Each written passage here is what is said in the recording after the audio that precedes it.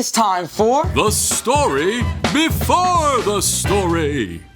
Today we're in the book of Luke. When God sent Jesus as a baby, angels announced his birth. But for most of his life, Jesus lived quietly and faithfully, loving God and loving others. Around the time Jesus was 30 years old, he came to the Jordan River. God's voice spoke from heaven.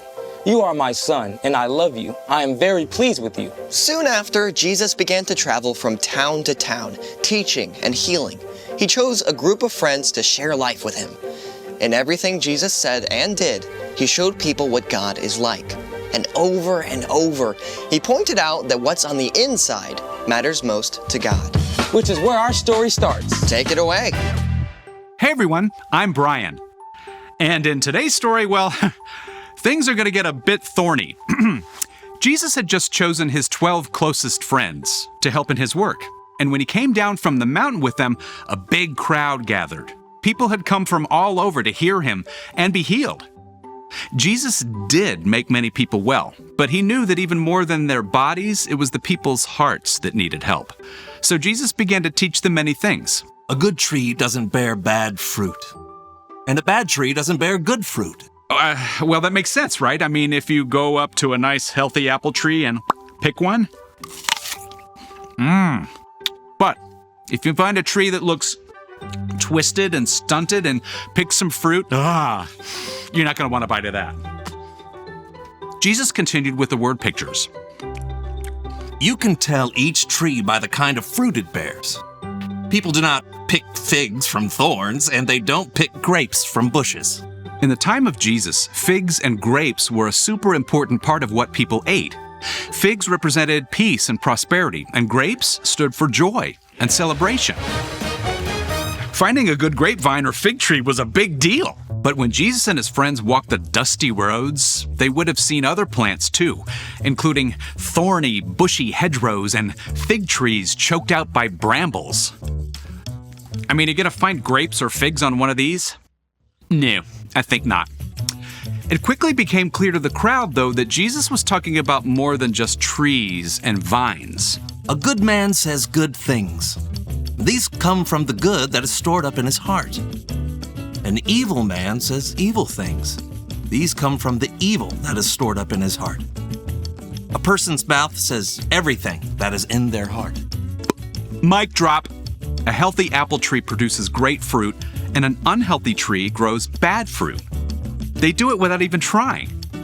And we are just the same. If we are in a healthy place, connected to Jesus, good things will come out of us. Our words and actions will reflect Jesus and be encouraging and helpful to others. But when we try to make it on our own, we get more and more stressed out and grumpy. Like an unhealthy tree grows rotten fruit, our words and actions are more likely to spew out and hurt the people around us.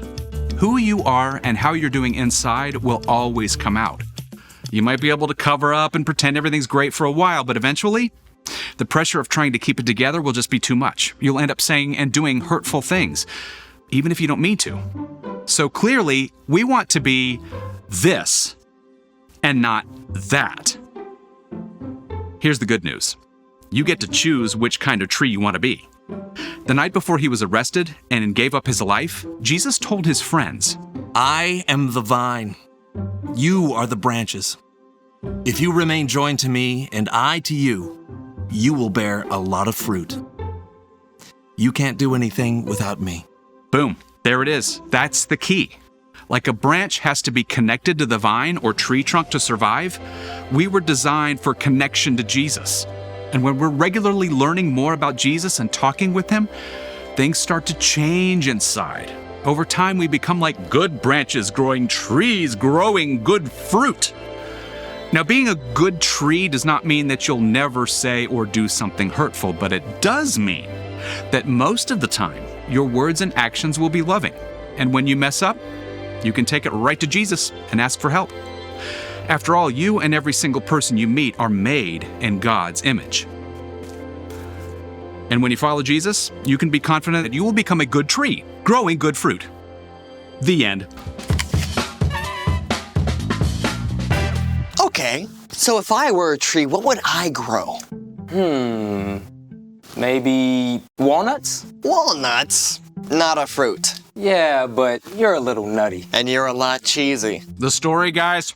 Right. Well, whatever kind, I want to be a good tree. So what's our part in the story? Well, it starts with a choice.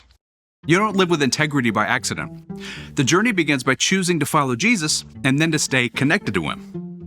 And there are lots of ways to do that. Oh, for sure. For one of the best ways is to read or listen to scripture about the things Jesus did and said. Love your enemies. Don't worry about tomorrow. Let your light shine before others. My grace is all you need. My power is strongest when you are weak. Yeah, and that's just a start. You can also spend time talking with Jesus in prayer, just like you'd talk with a friend. Yeah, and that means listening too. When you take time to be still, Jesus might give you a word or a feeling, or just a sense that he's there. Even when you get distracted or mess up, that's still a great opportunity to reconnect with Jesus. There is nothing you can do that will ever make him love you less. And when you stay connected to Jesus, you can be truthful with your whole life. Yep, you got it. See you next time. So, here's the thing. Be truthful with your whole life. And stay connected to Jesus.